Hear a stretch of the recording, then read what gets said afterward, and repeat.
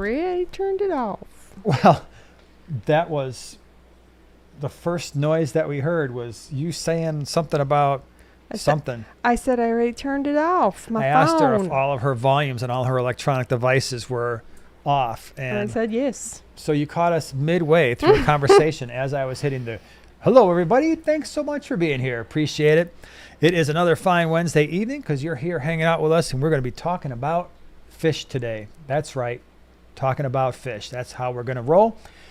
Glad you're hanging out with us. It's gotten a lot cooler in the last week or so. That's for sure. I think last week we were talking about 90 degrees, and now here in beautiful sunny Illinois, it's gotten a lot chillier. It has been so, I don't know if it's what it's like around where you are, but at least for us, like sleeping weather, holy cow. Way it better. Has been way better than 89. magnificent, especially because, as some of you know, this is the sweet spot for us because in here right now where we're sitting, got the gallery, we've got the fish room over there.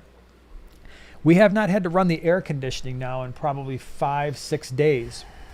And what that does is, believe it or not, the gallery and the fish room that are in the basement, they stay warm. And so it's about 82 in here, but the humidity isn't horrible. But the reason we're getting the heat is we've got 2 dehumidifiers, one in the gallery, one in the fish room.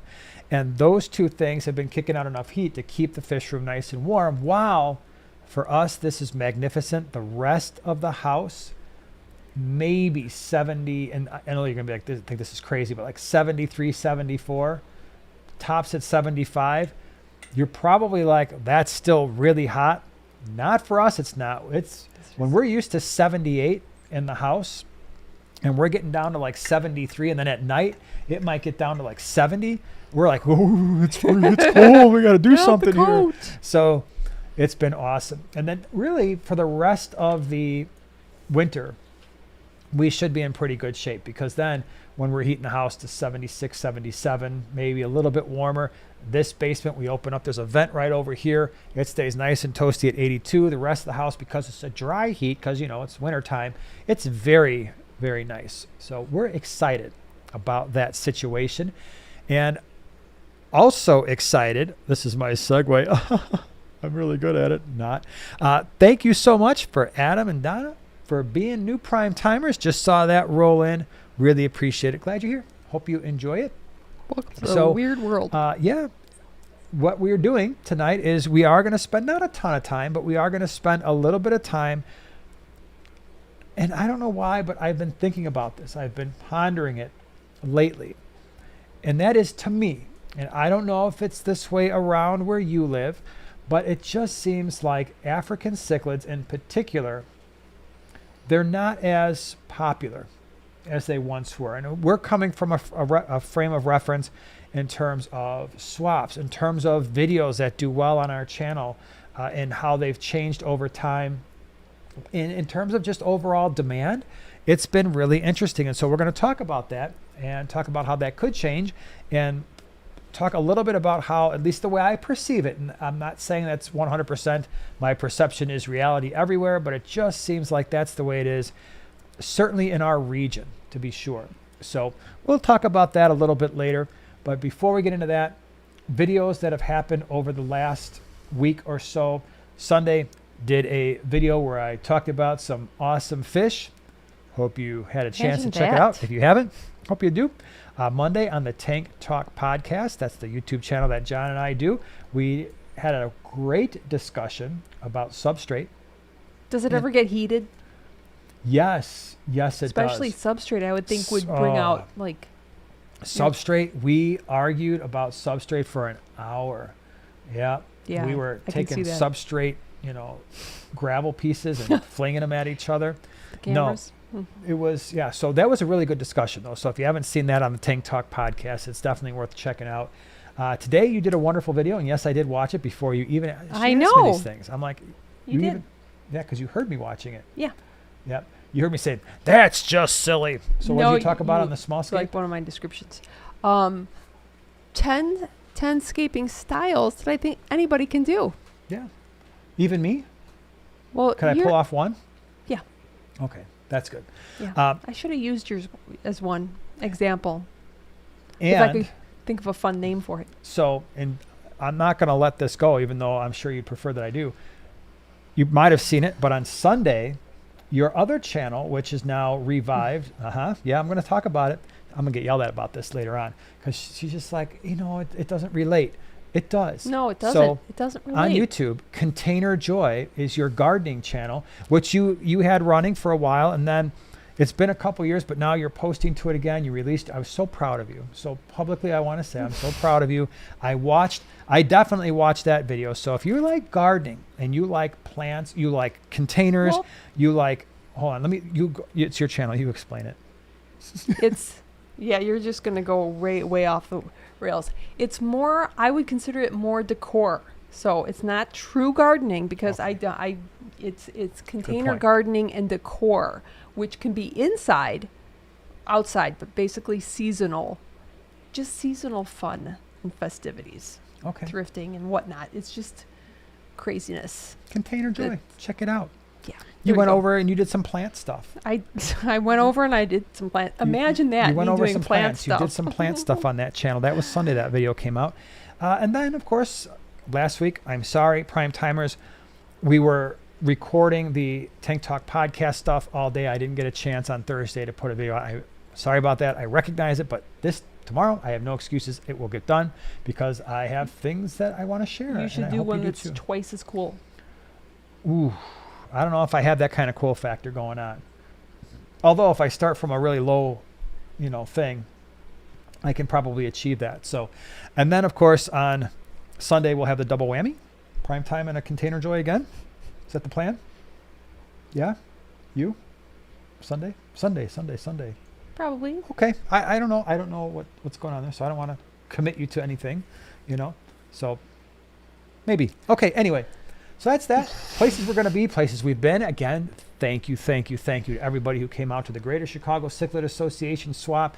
Last Sunday, it was a very busy swap for us. Really appreciate your support there. And we've got one more this month, and that is the Quad City swap in Davenport, Iowa. The website, primetimeaquatics.com, has been updated with fish available for pre-order if you're planning to go to that wonderful swap. And it should be awesome. It's one of the busiest ones. Well, it is the busiest one we've ever been to. And I don't know, but it seems like it might be the busiest in the country because legit, they can run a couple thousand people through that swap in 4 hours. And it is a big swap. It's definitely, in terms of layout, the biggest one that we've ever been a part of. There's well north of 100 vendors, and it's a very large room. So when I say there's a couple thousand people, it's in like a banquet hall. It's not a typical swap sort of feel where it might be a little confined. This is a big space. How many vendors are there? Probably 100, or at least 100 tables. I know that. Really? Yeah, I don't know. All right, so let me rephrase. I don't know how many individual vendors are there, but I know that there's at least 100 tables. I know it's big. It is big. Yeah, it's big. It's pretty cool. It's fun. So if you're out in that Quad City area or can get there, it's free. So definitely worth it. Goes from noon to 4. Okay, so now that we've got all of that out of the way, can I just start out? Would you all mind if I just started out before we get into the cichlid thing with a show and tell? I got 2 things I want to show you that I think are awesome. And I don't think I didn't show this last week, did I? No. I don't think I did. I showed it on my video. Okay, so if you saw Joanna's video, the small scape, then maybe you've seen this. But I bought this a couple weeks ago at the Greenwater Swap. There was somebody selling like old equipment.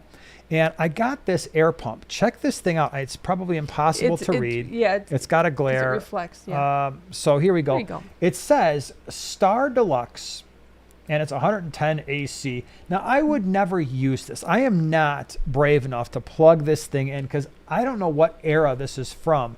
But look at this thing. This is an air pump. I believe it's the 50s, and it's made in France. Yeah, so really, really cool. $5 I got this bad boy for, and I just want to leave the patina on it. I'm not going to refurbish it. Yeah, don't you dare. No. I'm going to leave it just like this. I think it's pretty awesome. I don't know if anybody knows anything about it, but if you do, feel free to share it. Star Deluxe 110 AC. Now, I can't read this on the back here, what it says. Something about plot de truffes. I don't know. It's in French, I think.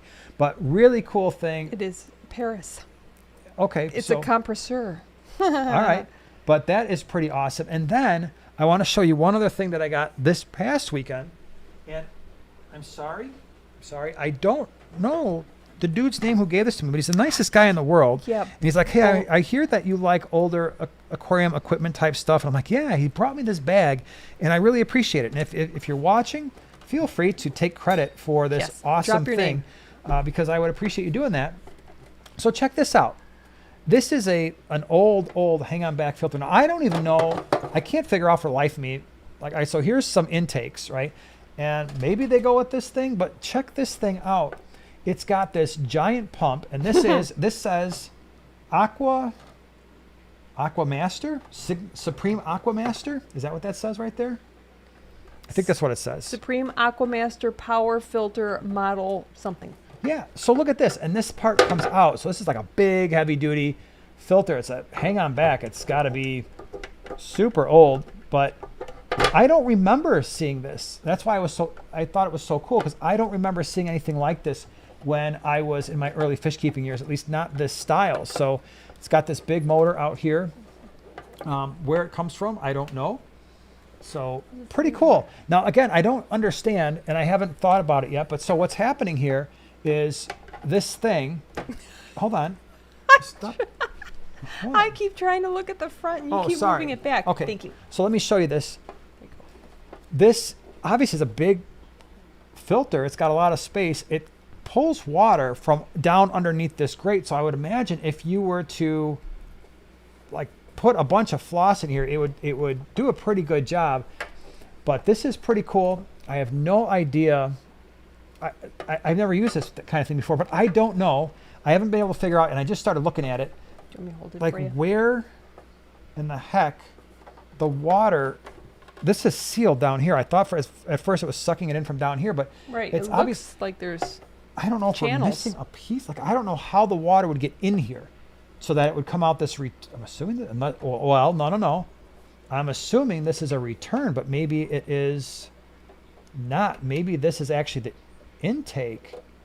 I wonder, and it would suck the water in, and then come back out.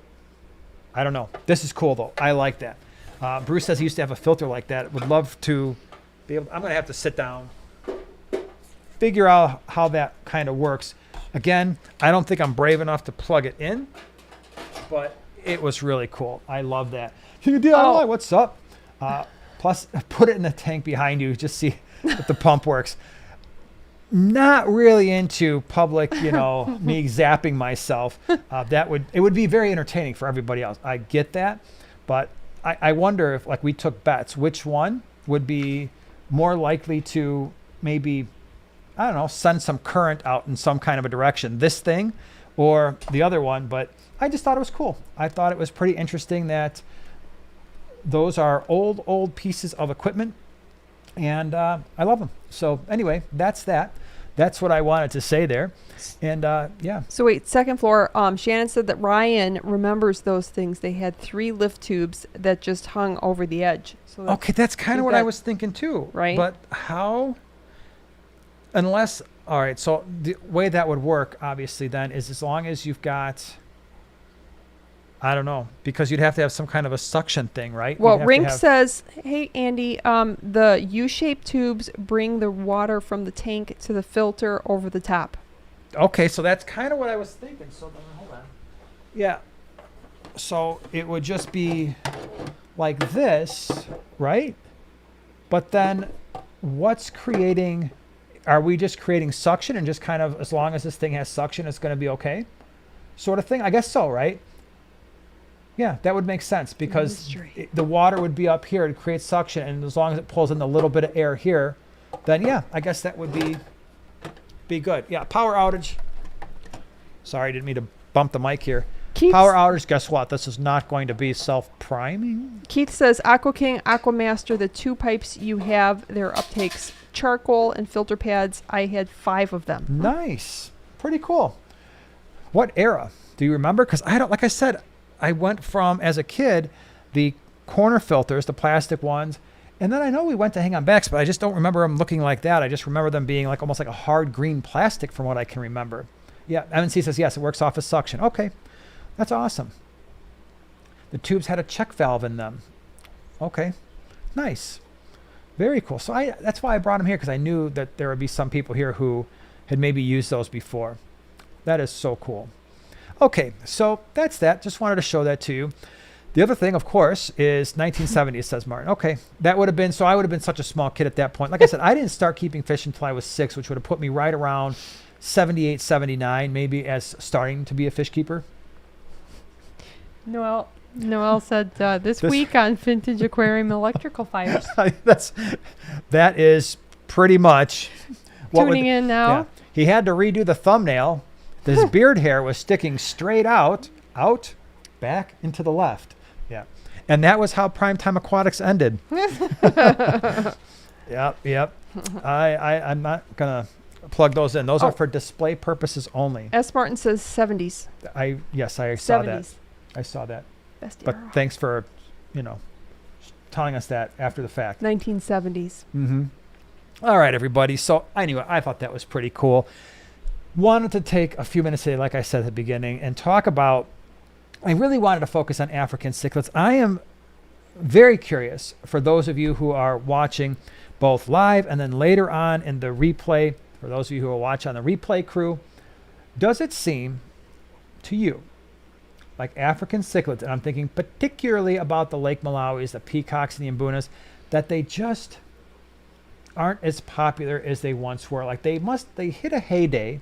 They did. They were trending. And then they've kind of faded a little bit on us. Mm-hmm. And I think there's a number of reasons for that. But where is my... Hold on a second here. What's going on here? My whole thing is... Did I hit some buttons? What did you do? I don't know, you but broke it. I don't even have... That's weird. Hold on. So I got to do something here. All right, while you're doing that, Oink says that hang-on back may be on the... Let's try this. No sound. Oh. Okay, here we go. Do we have sound now? No sound? You mean he was just burp, burp, burp, nothing was happening? Do we have sound? There's no sound? Do we have sound now? Sound. Check. Noel 1, 2, says, check. Put on those glasses. Hold on. I think we have sound now. Tell me if we got sound. Good now. Okay, fine. Thank you. Otherwise, I was just going to sit here and be like... Yeah, so I think I might have messed really this. hit the wrong button. I think and I then did. You hit All right, so wrong now button. I need to. All right, so now I'm going to show you some cool pictures. I want to know, do we have sound when I do this? Can you hear me? Can you hear me now? Do we have sound when I'm showing you the cool pictures? Because I want to show cool pictures when I'm talking about these cool fish. Do you hear him blabbing while you're looking at cool fishies? You are now? Okay, good. Okay, so anyway, back to everything I was going to say. Because you probably missed it. One, when we first started the channel, this was a lot of the videos that we did were African cichlids, breeding them, caring for them. And then over time, what seemed to happen is there wasn't nearly as much interest in, don't bump the mic. Thanks, Wayne. I'm going to try not to bump the mic. There's not nearly as much interest in these fish as there used to be. They're some of the worst performing videos I could do. Still do them because I love the fish, but it just seems like not nearly as many people are into the African cichlids like they used to be. And in fact, we used to, when we first started doing swaps, this was our go-to. It was peacock cichlids and it was imbuna. And the sales were really good. People, I mean, we almost couldn't keep up with what we were doing and started bringing fish in really for that reason. And then all of a sudden, it just seemed like even interest in those faded. And it's crazy because nowadays, when we go to like the Greater Chicago Cichlid Association, which is a really large swap in our area, and it's a cichlid association, you go to that swap and it's a pretty big swap. And guess what? There are only a handful of people that actually do peacock cichlids. Imbuna cichlids are almost impossible to find, which is crazy. And it's just so different now. And I don't know if it's just my perception or if it really is just people are not as interested as they used to be. And I have some ideas. I have some what I think are reasons why. Can you think of any reasons why maybe the African cichlids, given all the other fish types that are out there, just aren't as popular as they used to be? Because nanofish are way cooler. I will say that nanofish are definitely very popular these days. In all seriousness, why though? Why would you say? I think nano tanks are really huge now. And Yeah. a lot of people are downsizing. You know, there's the big tiny home movement and apartment living, and just it's easier to take care of. Maybe you've been there, done that. A lot of fish keepers have been in the hobby for forever, and they're like, oh, I just don't want to maintain these large tanks. I mean, I can go on, but nano tanks. Well, yeah, I would agree with you. And these tanks do, like the Malawis, they do take more time, right? So they are going to be a type of fish where the tanks need to be a little bit larger. And that can limit people because, yeah, with nano fish, you got a 10-gallon tank. You can easily do something with those. You can plant them. Somebody said, hey, you can't really plant the Lake Malawi tanks. That's true.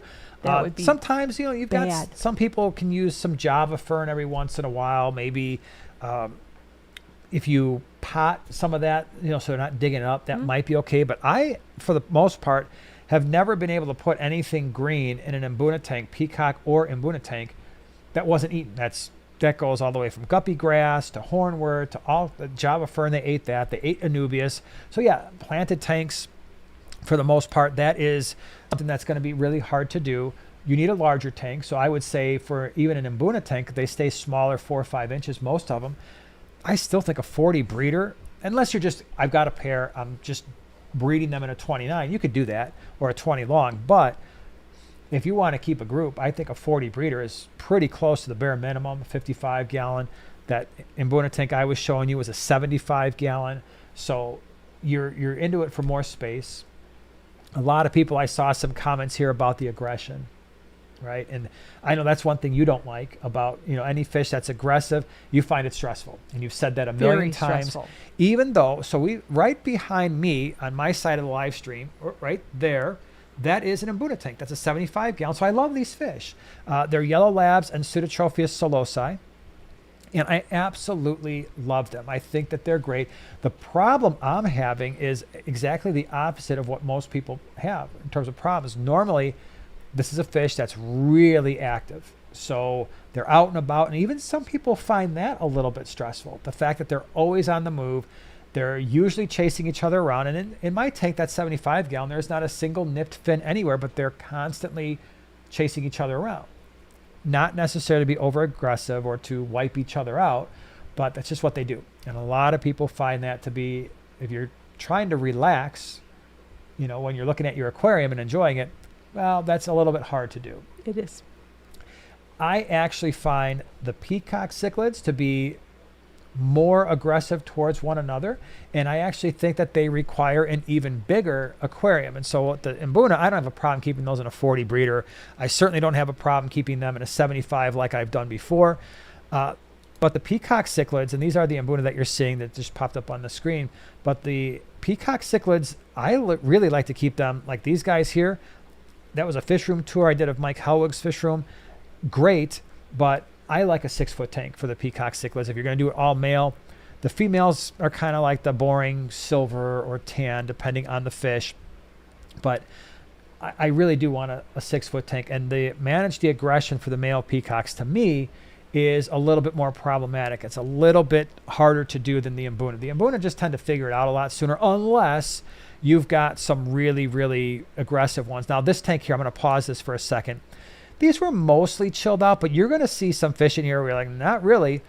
A Johanna over here to the left. That's the blue one with the electric blue stripes. They can be a little bit mean. There's a bumblebee cichlid in here, which I would never recommend. They get large. The males, those are the ones where you go to PetSmart, like they're yellow and black striped, like vertical stripes, like, oh, so pretty. And then you get the males home.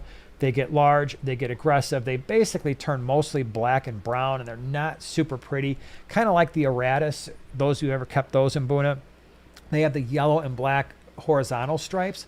They're some of the meanest fish you can get. And so when I do the Mbuna, I try to keep ones that are less aggressive. You got Pseudotropheus acei in here. You've got some red zebras, which I find not to be too bad. Yellow labs, rusty cichlids. Those are all pretty good, right? So you're dealing with, I think some of the reasons why maybe they're not as popular is you're dealing with aggression.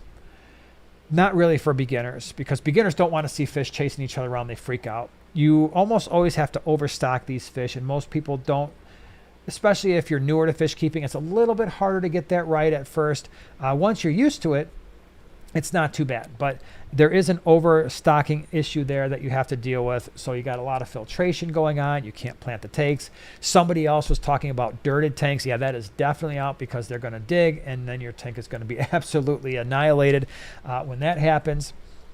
The other thing, too, that I think we overlook in our area is that they need harder water.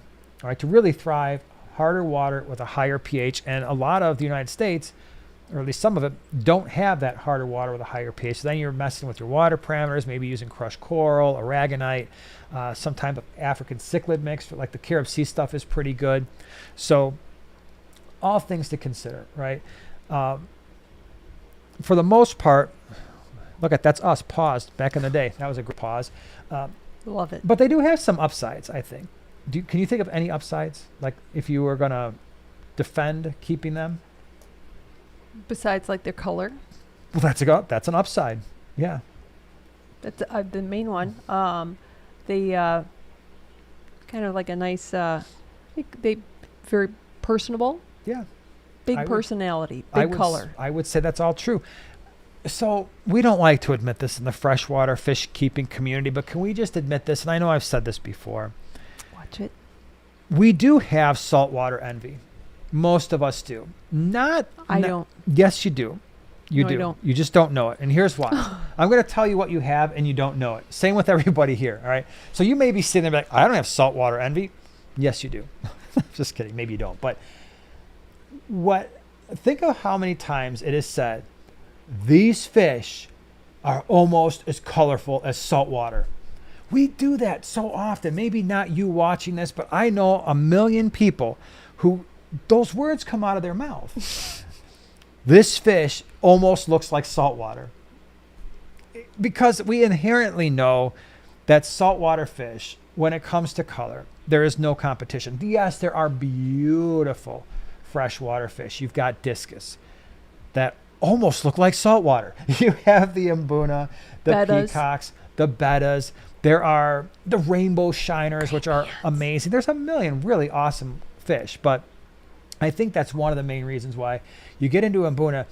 They get this really awesome color, and they stay that way, right? It's not like a peacock cichlid where you got to wait forever. The male finally colors up, and then it gets older, starts to lose its color. Or how many of you have done this where you get this awesome peacock cichlid, and you're going to add it to your peacock cichlid tank, and then it loses all its color because there's a dominant peacock cichlid in there, and the subdominant, some of them are like, yeah, I'm going to just go ahead and color down and really not try to bring too much attention to myself, where the mbuna basically don't do that, and for the most part, a lot of the saltwater fish, they don't know what that means. So there is that aspect.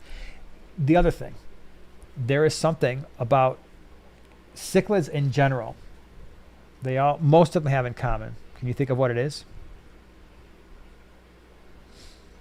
That is, I think, it's something that they do better than their standard community fish.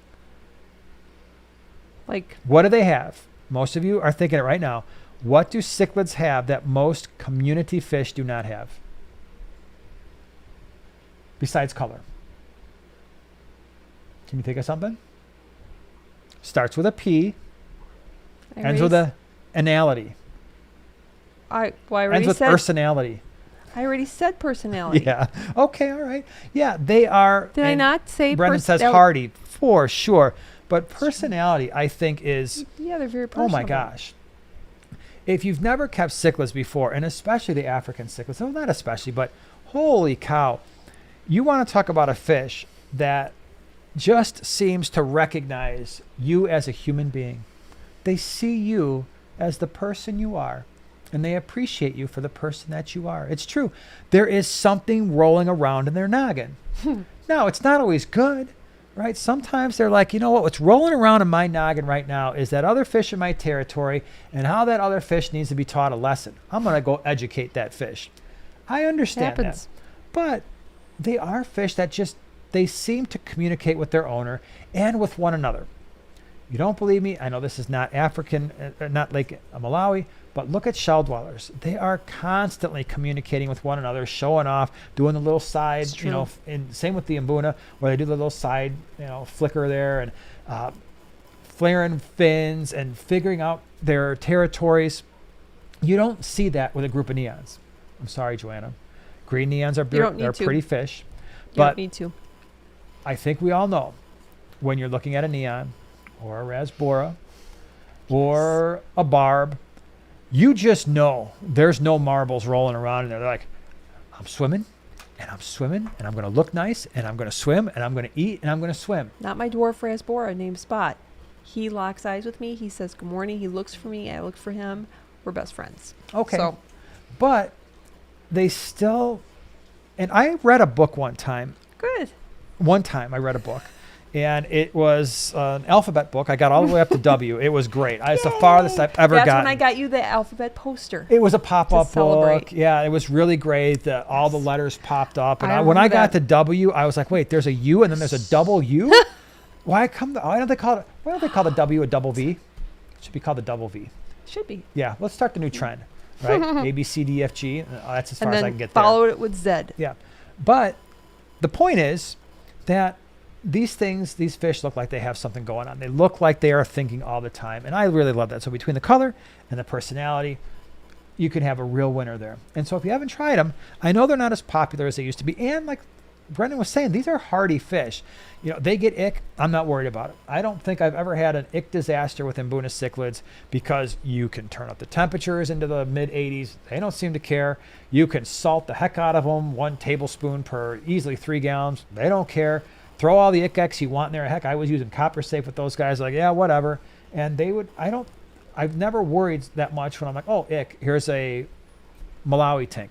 Yeah, they're usually, tough. Yeah, they are really tough fish. Live a long time too. So I don't want to talk too much more about it. I will certainly answer questions related to cichlids, African cichlids, and Mbuna cichlids. But you know, I like them. And if you haven't tried them before and you've got you got to have a right size tank, right size your aquarium for them. They can be really cool. Jason says, some people just like to have a really huge and expensively stocked tank. To each their own. I agree. Yep. What? Matt, is this true? In Spanish, W is double V? Is that what they call it? I don't know because I don't speak another. I barely speak English. As you can tell. Yeah. So. And I think somebody else said France too. That's not cool. something I really knew. So it's not that earth shattering. Don't you hate when you think of something Yeah, you're like, here I wow, was having that is a like unique super thought. unique, and then you see it like somebody already thought about it. Yeah. I guess I'm just not as clever. All right. So wait. I guess I'm just not as clever as I thought. How's that working out for you? Being clever. Good. Then I'd say keep with it. Movie? Oh, you just quizzed me on this one and I couldn't remember that. Oh my gosh. I buy and sell Oh. soap. Don't quiz me on that movie. I don't like it. She always yells at me when You either do that one or the Yeah. other movie. I am Jax Abdullah Oblongata. Fight Club or you do Pulp Fiction. You're not okay? supposed to say the movie until I some do, so then you Oink would came stop. up with. Then you She would came up stop. with Fight Club. And by the way, we do have a giveaway. I don't know if I mentioned that in a little bit here. That in a leads few to minutes. really nice. We will have one. I got a special one. Actually, as normally the giveaways, Mhm. I kind of have like a tie-in. Yeah. This giveaway has nothing to do with No, our, it really our doesn't. theme for tonight. In fact, it's like the opposite. It's kind of, It's yes. the anti-topic giveaway that I'm sure somebody's going to enjoy, especially given what we've been talking about here lately. Yeah. Dr. Jekyll says, I think the clownfish are the gateway saltwater fish. Probably, especially with back in the day with Finding Nemo and all that stuff, except Oh, yeah. when they were actually getting the Nemo fish, and that's really not the greatest fish in the world. Although to start with. the one saltwater fish we would both agree on, if we had to art, they're like, you have to get a saltwater. What would you put in there? And other people Yeah, the said the same. seahorses. Yeah, that's a Seahorses. no-brainer. I want seahorses. They are so cute. Julidochromos are amazing. Yeah, so Lake Tanganyikans, I know Joy was talking about that. I love them. Those fish are great. That's the 75-gallon by Joanna's head over there. Unfortunately, that tank is coming down at some point here because we're going to switch it up.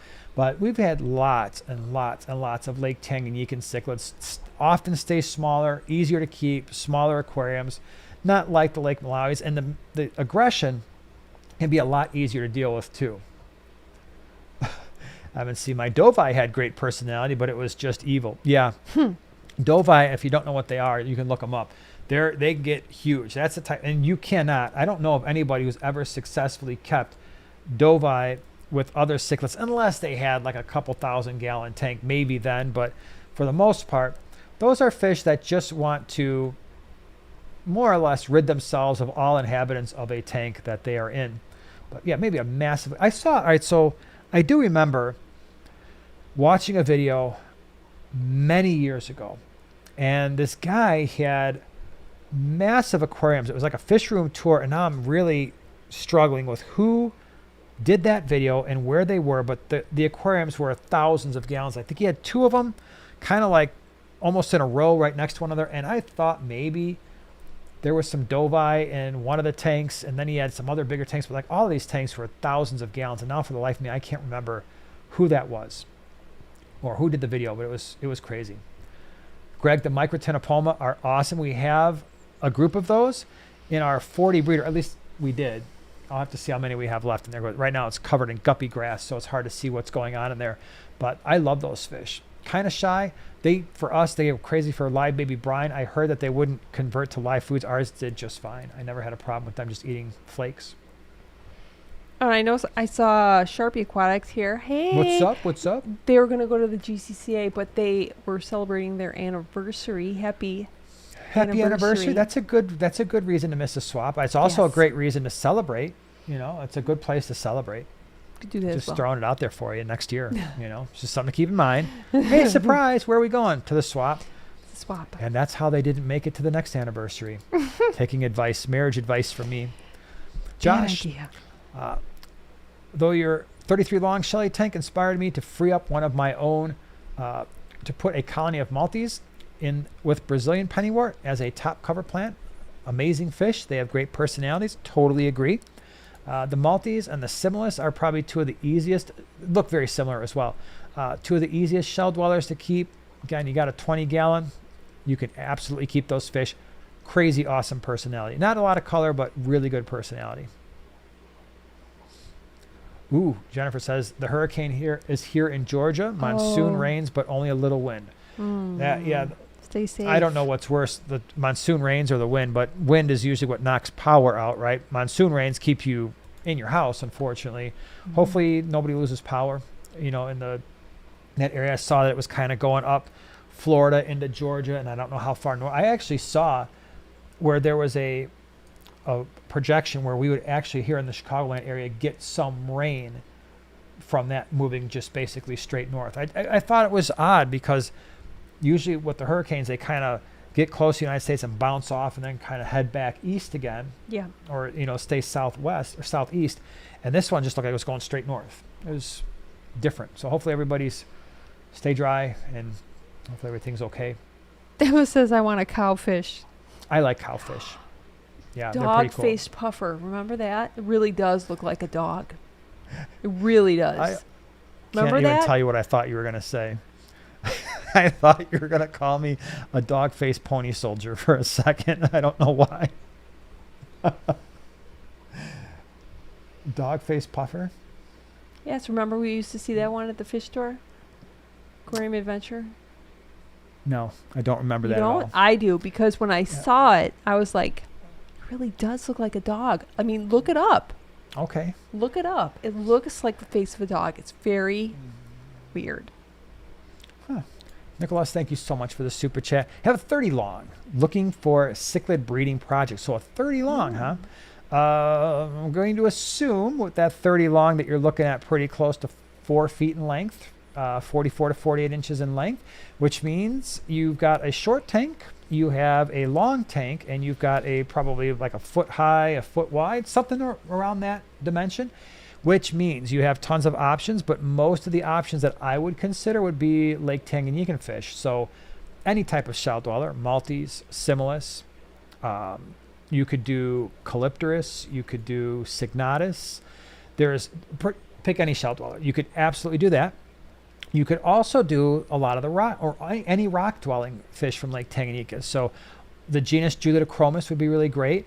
Neolamprologus like Lelupi. You've got the Julidochromis dickfeldi, the Reagani. Ornatus is a really, really pretty fish. I did a species profile on those. Transcriptus, there's different color variants. You could certainly do some of the cyprichromis, which are more open water fish. Now, if you're looking for specifically a breeding project, I would stick with one species because they will eat each other's fry. I've mixed shell dwellers with cyprichromis. You wind up with less fry. That 75-gallon tank over by Joanna's head, I showed a couple of times to the prime timers, and I did a short one time where I actually had, I'm glad these didn't survive in a way, because I had an ornatus and a transcriptus that were hybridizing, having all kinds of babies in the rocks. But I also have a group of gold head compressiceps and a couple of black inkfin calvus that were predatory and were chowing down on all the fry. So they didn't survive. But any of the compressiceps would work, the calvus. You got a lot of options with the Lake Tanganyikans. The only Lake Tanganyikans that you really probably have to stay away from are frontosus, way too big. And most of the larger feather fins, I probably would stay away from those just because they probably are a little too big for that tank. But pretty much most others are consideration. And no Tropheus. I wouldn't put Tropheus in there either. Not enough space. And Nicholas says, my dad actually just started a multi-tank waiting for his to spawn. Nice. There you go. So sometimes it'll take a little bit of time. Be patient with the shell dwellers, because we hear that a lot. Like, hey, I got 6 of them, especially if they're under an inch, because you really want those males to be 1.5 inches or so, females to be close to 1 inch. But it might take, I know for some of the breeding projects that we've done with shell dwellers, they would sit there. Our Similis in particular, it probably took 6 or 8 months. And then once they started breeding, they just went crazy. It's once they get going, believe me, they really get going. Fry Fabian says, I just lost my betta on Saturday. I'm sorry. Sorry. I'm sorry. He was fine and eating in the afternoon and then gone 12 hours later. I had him less than 2 years. It's a long time. Almost 2 years. You've covered this before. I just don't know what happened. 2 years? Yeah, unfortunately, almost 2 years. yeah. Again, a lot of times with bettas these days, it's not something you did. It stinks because the lifespan of many bettas, especially the ones that come from most pet stores, if they're not dealing with a breeder stateside or getting some of the, let me back up. Here's what often happens with bettas. They're bred overseas. So you got a lot of breeders in Indonesia, Vietnam, Thailand. They're really good at it, and then they're really efficient. They will often take the really, really, really, really nice ones, keep them for themselves, or sell them for extremely high dollars. And then most of the bettas that we're getting at the Petcos, the PetSmarts, are just, they're nice, they're pretty, right? But they're just shipping them in bulk, and then that's what winds up at the pet stores that we find.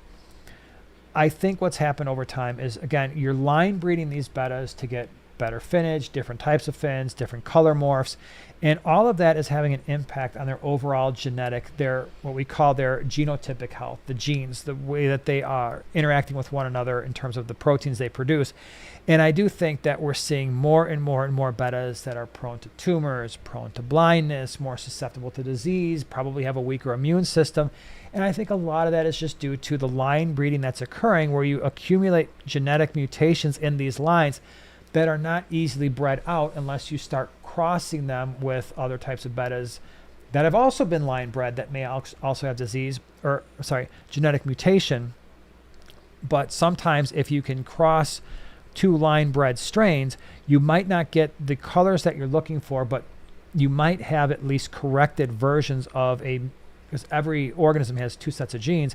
You might have at least one gene in there that's the correct version and one that's mutated and not experience those problems as much. But a lot of times, the moral of the story is, without going into further geekiness about fish genetics, I just think that we're getting to a point now with some of these bettas where you can do everything right. Your water parameters are perfect. You're feeding them properly. They're just more prone to issues now, unfortunately. Brendan says, left town for a few days, came home, and my Tidal 35 was not running. Soon as I touched it, it started. Lucky for me, so no fish died, and don't lose cycle. Must have happened right before I got home. Well, there's a few things that could happen there. So I know for us in our tanks, Because of the way that we clean our filters, and it's no secret, everything we clean is in tap water. I don't care if it's canister filter on one of these tanks, it's a hang-on-back filter, it's a sponge filter. The media, if we're cleaning it, goes right in chlorinated tap water. We squeeze the sponge filter until no more brown stuff comes out. Boom, right back in the tank it goes. Doing what we do causes a few things to happen. Well, with the sponge filters, we are relying on them for mechanical filtration. So they actually do a pretty decent job, not great, but an okay job as far as sponge filters go of taking stuff out of the water column.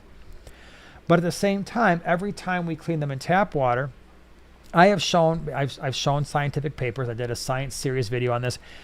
You're not really exposing the microbes to chlorine long enough. The contact time isn't long enough to kill a lot of the microbes, but it could certainly kill some.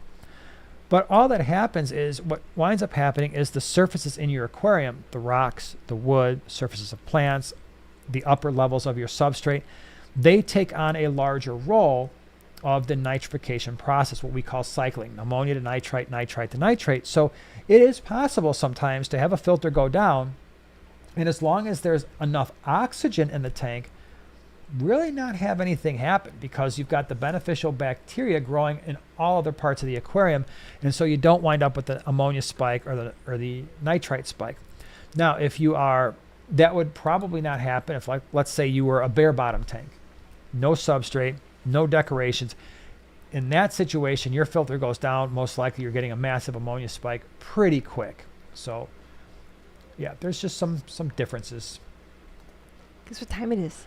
It is. Oh, should we do that? Should we do the giveaway? Is that what people are thinking? Yeah. All right. So I don't have a visual for you in today's giveaway, because normally I have something to hold up and something to show you. And this giveaway is not that. So I'm giving away this broken pair of glasses. No, I'm kidding. Okay. My glasses broke. So just to know, I do use them. Watch this. Do you want to see something cool? Well, look. There goes. Oh, yeah. That happens. Yeah, there goes the thing. It falls right out.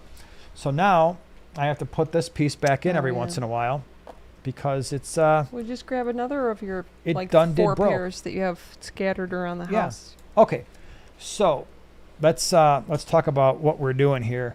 I gotta let that. So right now, what I'm doing is there's a second chat, because like I said, we got 1, 2, 3, 4. We got like 5 screens, and I'm letting one of these chats kind of catch up, because I just clicked on it, and then once that catches up, then we'll have everything synced, and that's really what I'm looking for here. So I got to give that a minute. So while we're doing that, this is brought to you by, this giveaway is brought to you by Flip Aquatics, F-L-I-P, Flip Aquatics, flipaquatics.com. They are a channel sponsor, and we love them. We've been partnered with them for years, and they are what I would consider to be a very reliable source for shrimp. That's where they started out. That was their original expertise, and now they've, for the last 4 or 5 years at least, they've ventured off into nano fish and then larger fish. They quarantine everything for at least 2 weeks, and I believe the shrimp are 4 weeks. So really cool. Mm-hmm. Great Now, people. One of the things that we are doing is they partner with us, and they give us stuff to give to you, and I love that about them. And so today's wonderful giveaway from Flip Aquatics is, like I said, it's the anti-stream giveaway, because we talked about cichlids this whole time. But what they wanted to do is they wanted to give away a trio of guppies. Now, this is going to be a mystery trio. Don't worry, they're going to be cool, because if you go on their website, you look at their guppies, you're going to see they got a lot of pretty sweet guppies. And, so they're going to be doing a mystery trio, so 1 male, 2 females of guppies, and the winner's going to get that.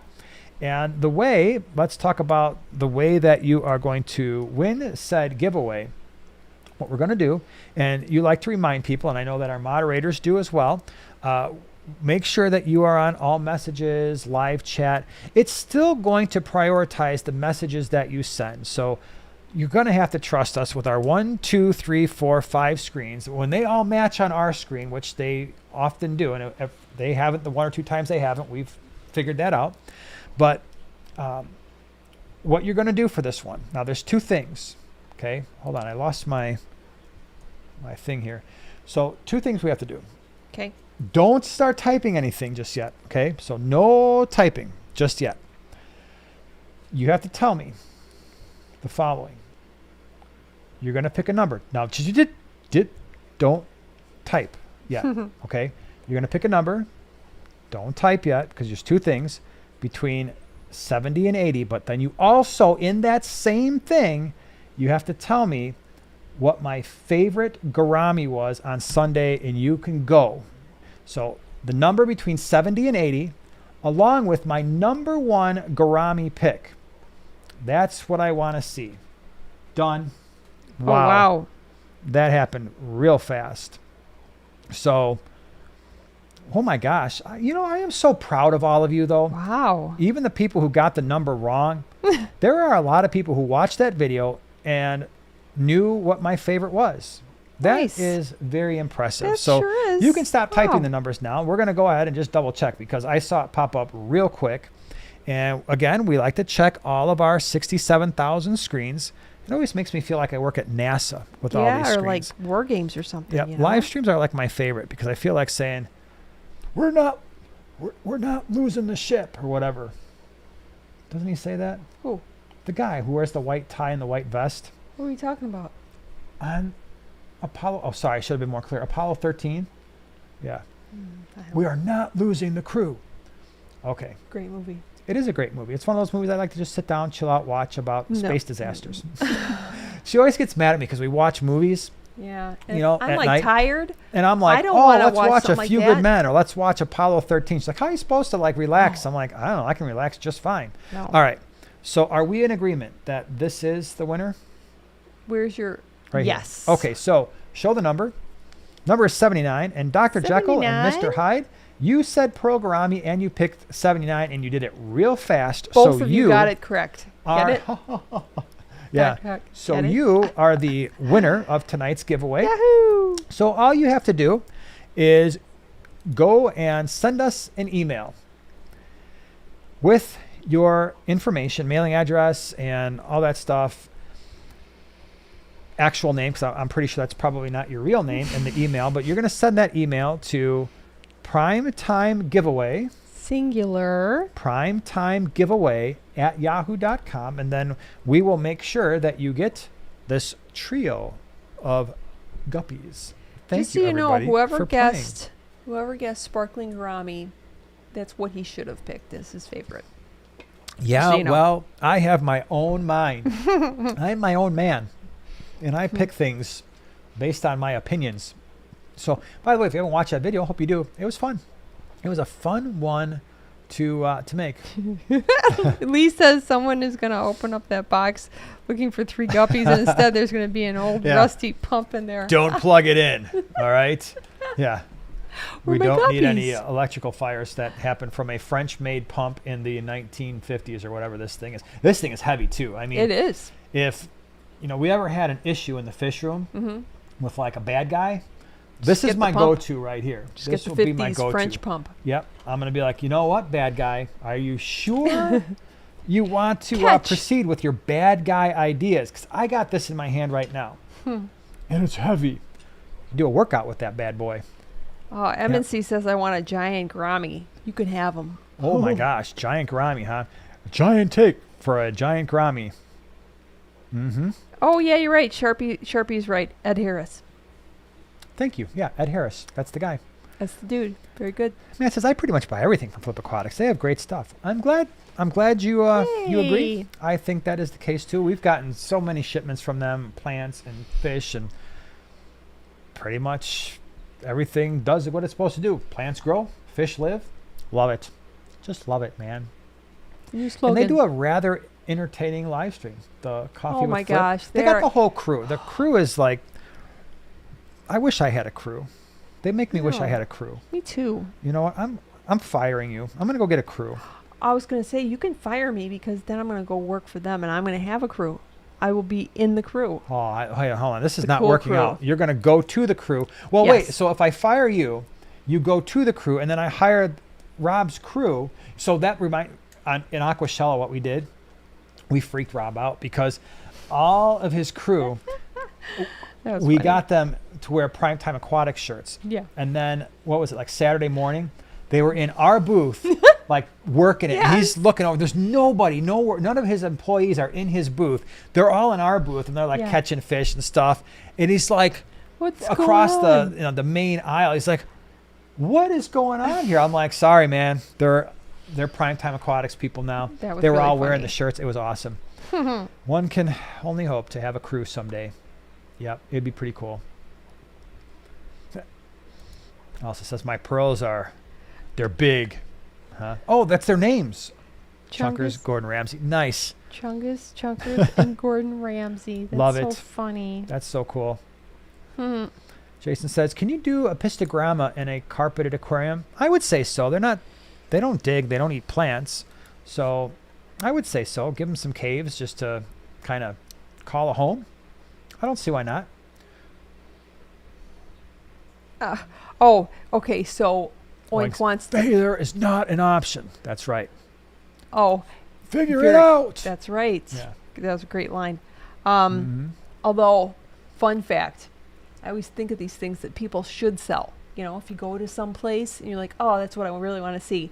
And I was so excited when we went to NASA that year that we were combined Yeah, it I with was an thinking about that, aquashella. yeah. I was like, you know what? They should have a shirt that says, Houston, we have a problem. And they did. Well, of course they did. So here's a And I funny got story. it. We went, so happy. yeah, we went to Aquashella. We because it's in Dallas, the Dallas Aquashella, and then we just wanted to spend time at a beach. Mm-hmm. So I was like, you know what? After Aquashella, let's go spend a few days in Galveston. Yeah. Second floor aquatics laughed at us. They're like, you went to Galveston on purpose? I was like, yeah, it was all right. Like, because, it's different, right? The coast where Galveston is different than like the Florida coast. But I don't know, we had fun. It was good for a few days. We rented those slingshot things and Yeah, that's cool. sweated a lot because it was pretty hot. It was pretty But warm. yeah, we went to Galveston on purpose, and I would consider driving through there at some point again. So anyways, Oink says, will the day come where Jason loses his glasses on top of his head? Inquiring What do you minds mean, want will to know. it come? Oh, yeah. Do you know how many times I've done that where I'm like, oh my Ever gosh. since he's hit the big 5-0, he's doing the funniest things. He's doing 50-year-old stuff. I've been waiting for you to join the club. Like what? Besides, Looking for something that you just had. I've done that my whole life. No, but you've done that more now. Well, Like that's more true. noticeable. Yeah. I mean, it's like one of us. I've noticed after 50, your phone gets much more elusive. Yeah. That bad boy it does does. go places on its own. I am 100% I sure of concur. that. So, Mm-hmm. it's one of the, I think basically the deep state knows that you can make phones that are capable of moving on their own just to drive people crazy and to make them look, it's just so they see how people react to adverse situations, One of adverse us. situations. They're like, watch this. We're going to move the phone in another room and put it behind a bookshelf. Let's just see how this individual reacts because then we can gather information on their personality. That's actually what's happening. And it's happening to you too. So I wouldn't laugh too hard because, oh, I've got a flip phone. Nope. Those things can scooch like this. You didn't know that. They move faster than these iPhones do. These ones just kind of vibrate into another room. Takes forever. Flip phones, like an inchworm. Remember when the phones were getting smaller? Yeah, you had And this phone like this smaller. big. Like, hey, I was man. so excited to get that little Nokia. I wanted it so bad. Oh, 'cause yeah. It was so tiny. It was like, It's like a thumb drive. it was so cute. Yep. Love that phone. Well, now I've seen that the flat screens, they actually flip again. So you can flip a flat screen. Well, it's been, Well, I know. me I mean, the now. last 5 years or so. I But think now they're that's very becoming more clever. popular again. yeah, it should be. Yeah. So there's that to look forward to. What I really want, let's face it, I Tony want the Stark. Tony Stark. I know. All right, I want the phone where you just set it down and you go like this, and it's basically you're surrounded by your phone, like the graphics. You're in the graphics. I think I've seen that, like Yeah. the tech. That's what I want. And so when that happens, squinting causes wrinkles. Regina says, you know what? I lost that battle a long time ago. So I'm not that worried about it. I'll just sit there and squint away. Alyssa says I love stuff that's in my hand. Yeah, I was Yeah. looking for my keys this morning Yeah. in my hand. Oh, yeah. In my defense, I had my car keys and then I had my bike key. So I was focused on I need bike key to, start bike and leave. But then I was like, where are my regular keys because I need my office keys. Because you were focused on your wrong hand. That happens, okay? Uh-huh. That definitely happens. All right, you got questions? Feel free to ask away because, this thing can go off the rails real quick if you don't start, keeping us back on track. It's Alex now has a question. Would you breed Neocaridina or Sulawesi shrimp together? Would I breed them together? I've heard of people doing this, but unsure if 84 degrees is safe for the Neos long term. They are not, at warm is not the best for the Neos long term. And your Neos will dramatically outbreed the Sulawesi shrimp. So I would keep them separate. And even for me, I keep the Neos at like 78, and I know that's warm, and they're kicking out a lot of babies. And just understand, yeah, they're going to breed faster, but the lifespan isn't as good. But down here, it's like, I don't have a choice. I'm not going to be able to cool tanks. I can heat them, right? But if our air temperature down here is running 80 to 82, that means that most of our tanks are around 78. Even the tanks by the floor are running upper 70s, usually, maybe 76, 77. So I don't have a mechanism to really cool the tanks down here.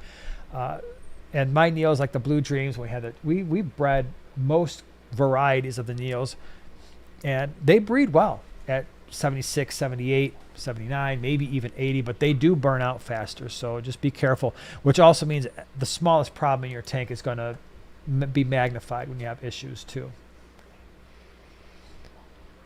Wait, I just saw one. Oh, are you ready? Yep. Robert Johnson says, is sodium tripolyphosphate safe for aquarium fish? It's found in market shrimp and tilapia to retain moisture.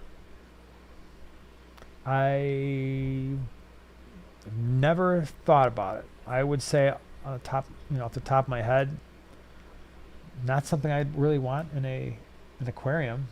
I don't think.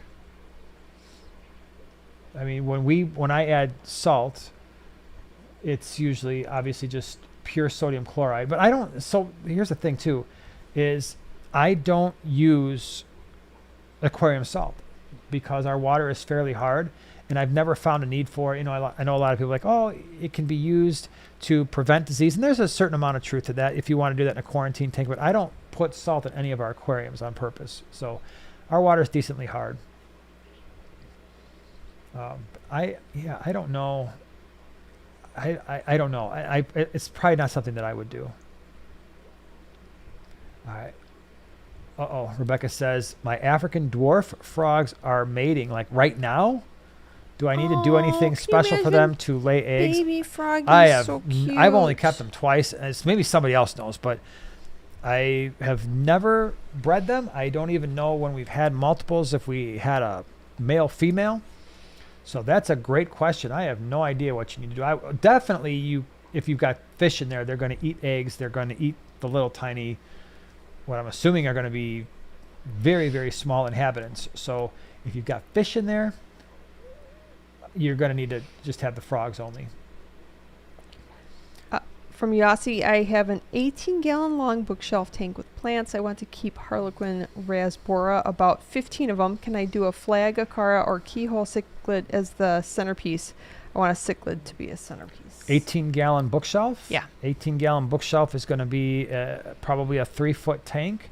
It's going to be pretty narrow. It's going to be not very tall. So the Harlequin rasbora, is that what it was? Harlequin rasboras are going to be great.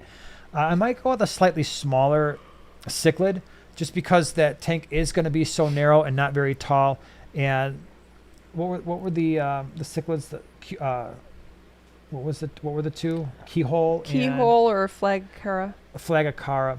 I might scale it down to either a crebensis, checkerboard cichlid, a pistogramma. There's a really cool one that is not as common, but I see it from time to time, and that is Nanacara anomala. Nanacara anomala looks like a smaller version of an electric blue acara. They can be somewhat aggressive with one another, but if you just got a male, it would be a really nice, a little bit more subtle electric blue, but with a little bit of yellow. But it stays pretty small. What about Nanochromis splendens? Nanochromis would be an awesome suggestion as well. And then the other one that I really love that's in that 40 breeder that I don't talk about enough, and I really should, and that is the dwarf mouth brooder. Remember we brought those in, and I would like to bring those in again because those were really, really pretty fish. Or they are pretty fish, and people love those. So those are all options. But try to stay Crebensis might be another. Did I say Crebensis? I don't know if I did or not, but that would be another one. So a little bit on the smaller side. The keyhole cichlids, they don't get huge. They might max out around 3.5 inches, but they're taller bodied. So that's why I'm saying I'm thinking more of these smaller, slender sorts of cichlids, especially with the height of that tank is probably not super, super tall. Lisa said, where did you get the golden pearl gouramis? I'm in love with them. Can't find them anywhere. Yeah, my biggest regret is when I did find them that I didn't get more of them, because I've been looking. So I've been looking on wholesale lists. I've been looking on import lists, because if I find them again, I'm actually probably going to bring in a bunch. I really, really like those fish. So when I did the video on Sunday, I showed once again that 55-gallon that we used to have that was a mix of standard pearl gouramis and the gold pearl gourami. And there's often, when you've got that iridescence, I actually prefer, like when it comes to the geos, when it comes to the pearl gouramis, I like the iridescence. I'm not a huge fan of changing that, but those gold pearl gouramis are really pretty fish. I like those a lot. So if I find them again, most likely I'm going to try to bring them in. The question will be, are there enough people who love them as much as I do that will allow me to move them back out? I hope so. From Suzanne, I have a 75-gallon with 4 geos and 5 angels. When I feed, the tank gets very foggy. I feed Northfin food. 2 hangabacks. I could change filters every day. Any ideas? Yeah, it's your geos. What they're doing is they're sand sifting, and they're going to be stirring up all kinds of detritus. They're going to be stirring up fish waste potentially. They're spitting all that stuff out. We have a similar thing that happens now. We have on a larger scale, like right now, right over there, I've got a 40 breeder that's got small. They're maybe 2.5 inches Geophagus dicrososter. And like I said, there's 20 or 25 in a 40 breeder, and they're constantly going through the sand. I'm looking at that tank. Now, there's just 2 sponge filters there, but I am going to be putting in that Sea Chase Shark, the Shark Pro, and it's going to clear up that tank within a day. So that's an option, right? If it's just you've got stuff floating around, just, little specks of everything that you can actually see. I love that Sea Chase Shark Pro. I don't remember what size that was, but it was a bigger one. It wasn't the nanos. And that thing, not only did it clear up the water, I did a YouTube short on it a while back, but it also cleared up like the substrate, because as the fish kept stirring stuff up, it was just getting sucked in, and it really did a great job. Now your hang-on backs should be doing that as well, depending on what kind you have. But the thing with the hang-on backs, if you're running 2 of them out of 75, I would pack that thing full of a lot of filter floss, because then what you can do is you can take the filter floss, take it to the sink, squeeze it out, get all that stuff out, boom, right back in it goes. So then you're only taking a few minutes, right, to clean that out. So it'll be a really straightforward thing. If you are using sponge primarily, then that sponge can clog really fast. Filter floss can too, but you can pack it full. Just make sure you don't pack it so tight that it overflows out the back. That's how I would roll with if you got 5 geos in a 75-gallon. But it is the geos. They're stirring up a lot of stuff. Speaking of geos, got a question here. If one was going to put a smallish Geophagus top host maybe as a centerpiece with electric blue acaras and a 75, how many acara? I don't have a problem throwing a half a dozen electric blue acara and a 75 with a top host. I think that's fine. We had, I don't even remember, when I did the species profile, there was a lot. We had them in a 40 breeder. They were breeding in there. They weren't really picking on any, they weren't like heavily defending their area where they were breeding. They would just kind of move the other electric blue acara kind of away from the spot. And then they went in 125, but certainly a 75 is acceptable. If you want to do 4 to 6 with the geo, the only thing you have to be careful of is, again, they're cichlids. You never know. They've got great personality, as we talked about earlier in the stream, but there's always a chance you could wind up with a situation where you've got a male top host that just decides, I'm going to run this tank and I'm going to chase the electric blue acara around. Every once in a while, you'll get an aggressive electric blue acara. Keep in mind that while my pairs didn't vigorously defend their territory, you could get, anytime you're keeping more than one cichlid, you run the risk of having a pair, and especially with the South and Central American cichlids, because of the way that they often breed, they are protecting eggs, protecting a territory, protecting all those fries, so they can get a little aggressive there. And so if you do have let's say 4 to 6 electric blue acara plus the Geophagus topos, and your pair is like, you know what, I really don't want you anywhere near my territory, you could wind up with a situation where you have 5 or 6 cichlids all on one half of the 75, and now they're having an issue because there's not enough space for them. So just be aware that if you get a breeding pair with many different types of South and Central American cichlids, there could be issues. Not saying there will be, but there's always a chance. So have a backup plan. Oink says, as a Hudson Valley, Middletown, New York resident, I wish I could recommend a beach somewhere here. Go further upstate for decent, clean Hudson River conditions. Up near Lake George is cool. Well, that's kind of like us. I mean, we've got Lake Michigan, and pretty much if you go in there and you come back out, you're going to smell like fish. And you do have to go, I don't even know, in the state of Illinois, I guess further towards the northern part of the border, because if you go like the city of Chicago south, there's a lot of industry there. But I never found it enjoyable to swim in Lake Michigan, partially because that water doesn't actually get to a point where it's even remotely enjoyable until late July, early August. You know, you go in there in the first half of June or May, it is still very cold. So it smells and it's cold. So yeah, not necessarily something I love to do. Zen Ginger's here. What's up? I may be late, but half you slackers forgot to like. Oh, do better. And hello, Zen? Joanna, Jason, and fellow primates. So Zen would appreciate your smashing up of the thumbs button. Smash. Yeah. That's a great question, Dr. Jekyll. Why aren't jewel cichlids and cribs more popular as African cichlids? Well, so I think the advantages of both of those fish is they don't need the hard water, right? Because, yeah, they're African cichlids, but they do not come from the 3 major lakes in Africa. So the waterways in which they come from are closer to neutral. They're not as hard, although you can keep them in hard water. We bred them a bunch of times in water, just like ours, but they don't need it. The reason they're not as popular is the jewel cichlids can be a little bit rough on other fish. The cribs are not. Cribs definitely are what I would consider to be a community fish as long as you don't have invertebrates. I never, ever, ever trust cichlids around invertebrates of any kind. So no snails, no shrimp. And you don't have fish that are absolutely tiny where they could be eaten. But cribs, for the most part, to me, are community fish. The jewel cichlids are a little bit more aggressive. The problem with both of them is they are probably just a step down in terms of their breeding from convict cichlids. And we all know that convict cichlids, they will breed like crazy. And they're really good parents, which is nice in nature, bad in a community when you're trying to get rid of them. Like for us, you literally cannot give convict cichlids away. You cannot. I'm surprised that stores even charge money for them. Like here's just a free fish, because in our clubs, like when people BAP those things because they want to get the points, nobody wants those unless they're using them as feeders. So if you've got like really large fish and the convicts, and you're taking a chance here because cichlids are smart. Sometimes they're not as easy to feed to other fish, but pretty much at the clubs when they go for like they're really small, and people's like, hey, here's 10 convict cichlids, who wants them? Maybe somebody will pay $1 for them. But point is, the jewel cichlids are very similar to that. Very pretty fish, but they breed so readily.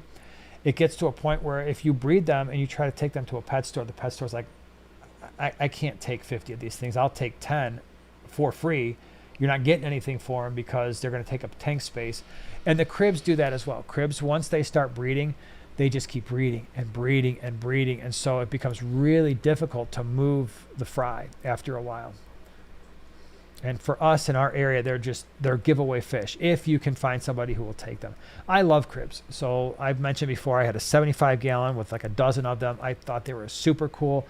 You've had them before. I think you had them in your 12 long, and you had an albino. The albinos are super pretty as well. 20 long.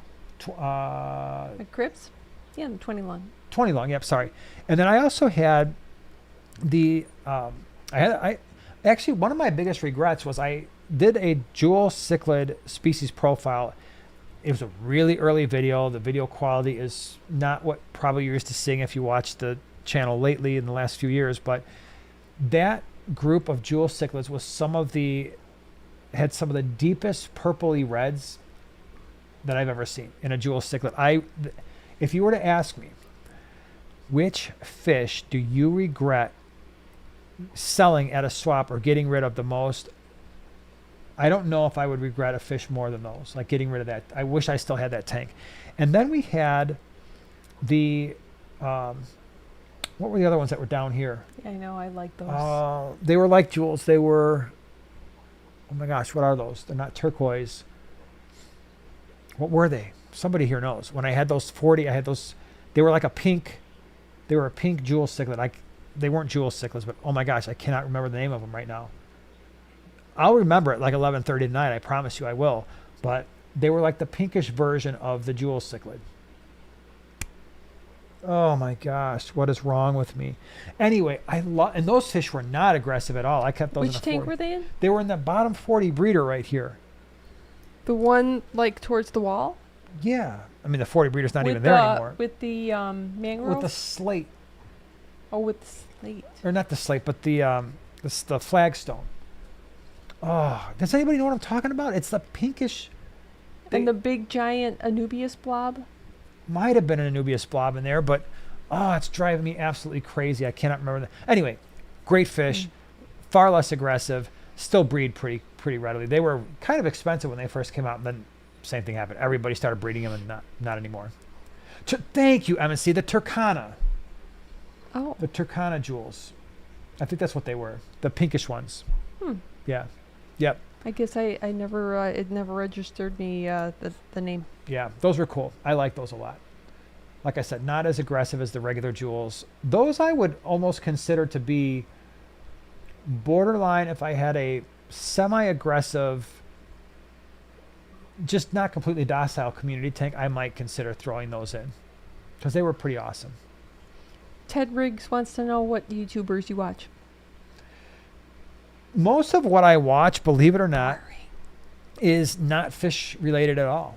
I watch a ton of finance channels, a lot of motorcycle channels. Some of my favorites are like Ryan Fortnine. I think he's super entertaining. There are probably some of my all-time favorite videos are some of the ones that he's done. My financial channels are like a lot of my go-tos, and they're, and Car Edge. I don't know why. Car Edge, those guys, it's a father and son duo. And I think the reason why it's so endearing is because Luke and I, when we started Primetime Aquatics, that's what it was going to be. And what I like about Car Edge Live is really the one. They've got two channels, Car Edge and then Car Edge Live. And I love watching. Joanna will tell you, I sit down, I have like my lunch, and then 12 o'clock. Yeah. I watch that channel. And it's cool. They talk about car related stuff, just like what's going on in the news. And I love that. Matt Laidlaw is awesome. I love his stuff for motorcycles. It's mostly stuff like that. And so usually when I'm watching YouTube, it's finance, motorcycles, or that's really like my two main ones. Yeah. Once in a while, car stuff. So I'm curious, anybody else who wants to write down what else do you watch other than fish on YouTube? Like what are your, the channels besides Fish Channel? And there's so many good fish channels out there. There are. It's just, for me, the reason why I generally don't watch other fish channels is because I want to be able to do whatever I do and not worry about, this person just did that, or this person did that, or this person said this. And I know you're the same way. When I do a video, the video is based on my experience. It's not based on what somebody else has said about something and then just repeating it. So every fish care video I've ever seen, like some of you ask for, hey, will you do a species profile? Well, yeah, if I ever have a sufficient amount of time with that fish, because I don't just talk about fish that I don't keep, that I don't understand, that I don't know in multiple ways on how to keep these fish with different inhabitants and stuff. So I generally don't watch fish content just because I want everything that I do to be something that came out of my brain, whether it's been done 15 times or not. For me, it's an idea that I haven't explored yet. And it's just strictly my opinion or my experience, if you will. Oh, so we've got UFC. Wow. Okay. Oh, Dog and Animal Behavior Science Channel. Curious, like gardening. Yeah. Cooking and yoga. Anybody ever seen History Underground? Oh, you know what? The other thing too. Great channel. Is all my nutrition channels. Oh, yeah. like Dr. Berg and all those guys. And I just, yeah, that's kind of fun stuff to watch. Garden Answer, Garden Answer. the best YouTube Bikes and channel Beards. in the world. Bikes and yeah, Beards. he's Yeah. the best. SRK Cycles. He's really funny. Yep. Those I really Yes. like. Container Joy, I like that one. Oh, That's she just started doing stuff again. lucky you. Yep. So I'm looking through some of my stuff over here. Scotty Kilmer, who doesn't love a Scotty Kilmer? Oh my gosh, yeah. He's always waving his hands everywhere. Looks he's like a he looks goofball. like the robot from Lost in Space, but he's talking about cars. Mhm. He Yeah. knows a lot. Oh my gosh. Yeah. Yep. These people, some of Yeah. them just. Very cool. So anyway, that's what I do. Bonsai and terrarium Can't builders, talk. growers, and crafty stuff. Holy Rock cow, that's on, a Zen. mouthful. But it's awesome. Yeah, Tom with Bonsai for seniors. Yep. He's a nice guy. That's this. He's in I Chicago. think, isn't it? Well, if Zen watches his bonsai channel, Yeah. he Matt knows a lot says, too. I set up a 55 gallon. Just started with 7 cherry barbs. That's all the local fish store had in stock. What else would you recommend for the tank? Plan on it being very heavily planted. So 55 gallon, you got a million options. If you're staying small fish nano, one of the ones I really like is the Brilliant Green Rasbora. I think that would be a really nice green, and it got a little bit of red in there too. Sometimes just called the Brilliant Rasbora, but that one I like a lot. You could do. I'm really liking the small rainbows lately. So the Gertrudes, Luminatus, Threadfin Rainbow. Those things to me are all really, really awesome. Ton of color, They like to show off with their fins and kind of like, show their fins off to other males and stuff. So I really like those as well. I'd have Cory cats on the bottom. Again, I'm a huge fan of the gold lasers and the Adolphi Cory. I really like that one quite a bit. The longfin panda Cories have grown on me quite a bit. So again, you're just kind of staying with those smaller fish. The Epistogramma Panduro, if you want looking for a cichlid that stays small, that's not going to eat those smaller fish, would be awesome. I love the Galaxy Rasbora, otherwise known as the Celestial Pearl Daniel, to give you that blue color with the white spots. I don't know, what am I leaving out? Ember Tetras with the orange looks really, really nice as well. Does. Yep. You can do rainbow shiners, because rainbow shiners, a lot of people think they're cool water fish only. That's not true. We keep them close to 80 degrees. They have a Beautiful. massive temperature range. And once those rainbow shiners fire up, oh my goodness, they are gorgeous fish. Yep, really cool.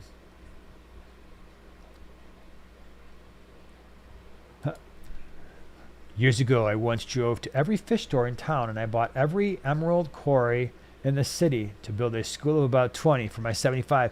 Yeah, that's kind of fun. I mean, back in the day when, again, we've gotten kind of spoiled with the swaps, because then you can just go there and buy a million fish or whatever. But it was, when you really had your heart set on a certain fish, you'd be like, and I still remember as a kid, I remember even when you started getting into the hobby, there were a lot more fish stores around, and you could go from one to the next, to the next, to the next, and you'd be like, oh, I got 4 bags from this store. And you just, especially when the weather's nice, you could just go right to the next store. I'm like, oh, I got 3 of these bags, and that was fun. I miss that. It's not as easy to do anymore, at least in our area. Even in the Chicagoland area, you can still do it, but the drives are much longer in between fish stores now than they were even 15 years ago. Kind of sad. Nick Mazzillo says, I want rainbow shiners. They're awesome. We bring them to the swaps. We'll have them at the swaps in Davenport. And I always say when people know what they are, they buy everything we've got. So really it is that those few people are like, oh my gosh, you've got rainbow shiners. How many bags you got? But for people who don't, they look at them in a bag and they're like, well, this is okay. I'm like, no, you don't understand what these things are going to look like. Yeah, those are crazy. They are insane. Do emerald and albino Cories interbreed? I would think that they would, but I don't know, because I've never had them breeding in the same tank at the same time. So I'm not exactly sure. Kind of sort of assume that they would. Brent says, currently waiting for my shiners to color up. What was that? Was that Rink? Yes. Rink was funny. So Rink's shrimp farm, he got some rainbow shiners from us a few months ago. And I was telling him how these fish are going to be awesome. And he waited, and nothing was happening. He's beginning to think like, man, I don't think these things are going to do anything. And then 2 swaps ago, he came up to me. He's like, dude, those shiners. I'm like, they finally started to color up. He's like, oh my gosh. He's like, he was surprised at just how crazy the colors get.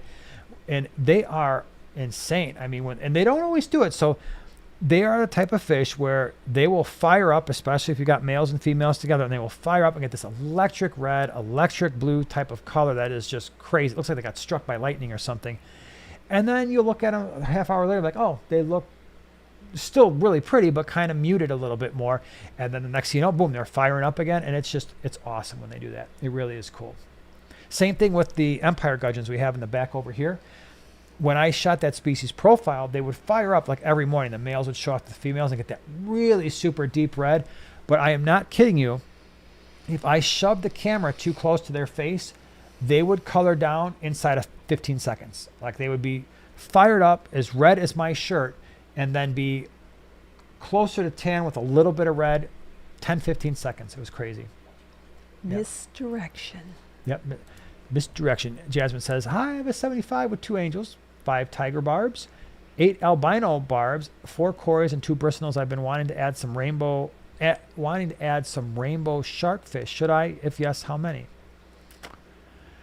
Only one, right? Because rainbow sharks and the red-tailed shark they'll usually kill each other if there's more than one in a tank.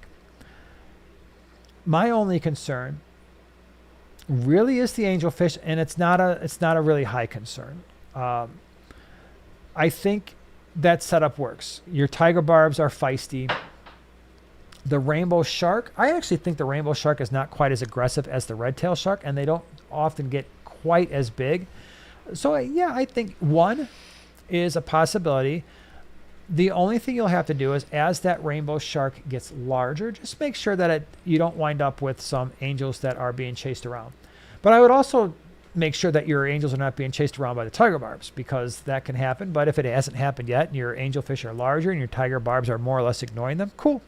But I think it's a possibility. I think you just want to have a backup plan for the rainbow shark. Should it have a few screws loose, a couple marbles not rolling around quite right in there, just be careful there. But it could work.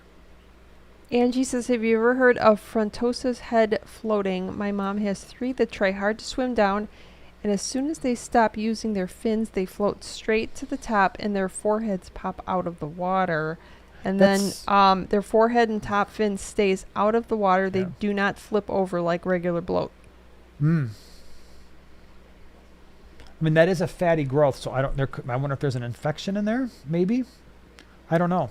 I don't recall seeing that other than a swim bladder thing, but I also wonder if, because the male frontosas do get that nuchal hump, that maybe there is a swim bladder thing, but that nuchal hump is kind of helping them stay upright.